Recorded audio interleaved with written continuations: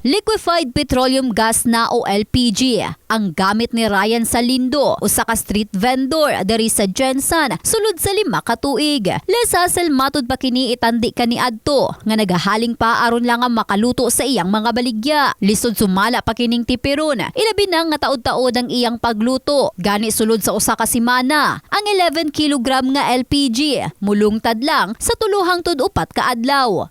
Inani baligya, di yun mo matipid kay galuto man ka, perminti man. Pero kung talagsa lang, wala kay palit ang customer, maabot siya 4 days. Pero kung permintin mo gamito, sige andar ang gasol, 3 days lang yun siya. Kaya mo naman nilang presyon na, gaulat na po kung magmupo na po ng kwan. Sa baligya, wala. Kaya mo naman andan sa mga estudyante dito sa kwan, golden.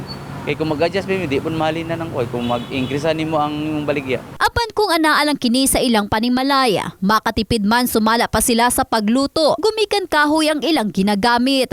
Ginagamit mo sa luto, wala na dako na kayo. Pero sa balay, wala ko gagamit na ng dako. Kung gamay lang, say kahoy, nalaman na, prato lang palito, naitag gis. Mapunit lang. Nasayran pipila nakakumpanya sa LPG ang nagpatuman og usbaw presyo nga 80 centavos ang sa kada kilogram, kuna naa sa kapin 8 ang sa 11 kilogram. Di ta mo ingon nga sama na nag-increase na pod siyempre wa tay mahimo kay gikan man gud na sa ilaha. Kay siyempre ang atong LPG wala mo gud LPG diri gikan mo gud na sa lang nasod. Kung pila pod ang ilang kuan dito mao pod nang baton la diri sa tuwa. So ang ako lang ikuan kanang motipid gud ta.